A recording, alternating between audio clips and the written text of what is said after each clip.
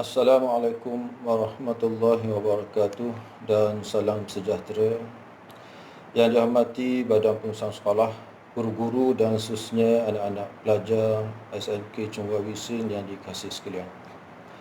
Pertamanya, marilah kita sama-sama panjatkan rasa kesyukuran kehadrat Allah Subhanahu Wa Taala kerana masih lagi diberi kesempatan untuk meneruskan kehidupan walaupun kita sekarang ini menempuh suatu keadaan yang belum pernah kita lalui. Itulah apa yang dinamakan sebagai Perintah Kawalan Pergerakan PKP, di mana kita dikehendaki berada di rumah sepanjang masa sehingga tamat tempoh fasa kedua nanti pada 14 April 2020. Marilah kita sama-sama doakan agar keadaan ini tidak berterusan untuk jangka masa yang lama yang tentunya akan meroncakkan sistem pengajaran dan pembelajaran formal kita. Guru-guru dan anak-anak pelajar, saya berbesar hati kerana diberi peluang untuk melancarkan program Anak Ganu Baca. Program Bulan Galakkan Membaca Peringkat Sekolah pada pagi ini bagi tahun 2020, dan untuk pertama kalinya pelancaran ini terpaksa dibuat secara maya kerana kita masih terikat dengan peraturan PKP.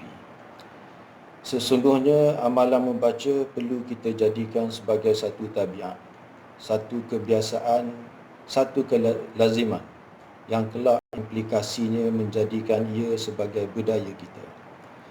Satu fakta yang tidak boleh kita sanggahi ialah membaca adalah jambatan ilmu. Jika dilihat dalam mana-mana tradisi tamadun peradaban dunia, tiada tamadun yang bangkit tanpa bertunjangkan ilmu. Dan semua agama sebenarnya menggalakkan penganutnya mencari dan menimba ilmu, sekaligus mewujudkan budaya membaca dalam setiap detik masa kehidupan mereka. Guru-guru dan anak-anak pelajar, begitulah amalan membaca mengangkat darjat seseorang individu berbanding individu yang lain.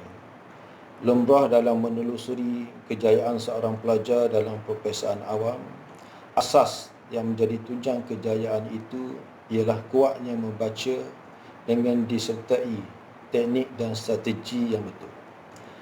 Hasil kajian profil membaca rakyat Malaysia yang dibuat oleh Perpustakaan Negara pada tahun 1996 merumuskan secara amnya rakyat Malaysia hanya membaca 2 buah buku sepanjang tahun. Kajian ini juga mendapati bahan bacaan yang paling digemari ialah komik, diikuti majalah, buku cerita dan surat khabar.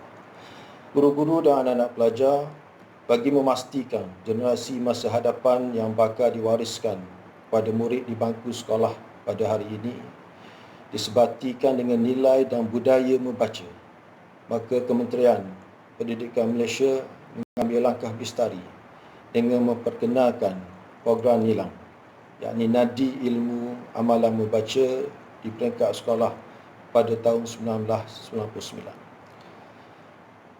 Statistik akhir menunjukkan lebih kurang 86% pelajar terbabit program NILAM. KPM berhasrat menambah baik strategi untuk mencapai 100% pembabitan murid dalam program NILAM. Bagi pelaksanaan program NILAM, kita meminta pelajar membaca sebanyak mungkin buku dan kemudian mencatatnya dalam buku rekod NILAM. Buku dimaksudkan ialah buku berbentuk fizikal yang dipinjam dari pusat sumber sekolah, perpustakaan awam atau dibeli sendiri. Bagaimanapun seiring kepesatan teknologi dan juga dalam tempoh PKP ini, program NILAM turut menggalakkan pelajar membaca buku dalam bentuk digital dan juga elektronik. Malah anak-anak juga boleh memuat turun bahan bacaan dari internet, dibaca dan disimpan sebagai koleksi peribadi. Dengan kepesatan teknologi yang semakin memudahkan kita pada zaman ini, tiada alasan lagi sebenarnya untuk mengatakan tidak ada masa untuk membaca. Saya berharap agar pada tahun ini kita dapat melahirkan tokoh NILAM yang benar-benar berketerampilan untuk dijadikan role model kepada pelajar-pelajar lain. Guru-guru dan anak-anak pelajar, kita perlu mengikut amalan penduduk di negara maju yang menatap buku atau bahan-bahan bacaan lain tanpa mengira masa dan keadaan, mencerminkan budaya membaca yang mantap serta sudah lama berakar umbi sejak mereka di bangku sekolah lagi. Saya tidak nampak cara lain untuk kita menjadi masyarakat berilmu selain menjiwai tabiat dan budaya membaca.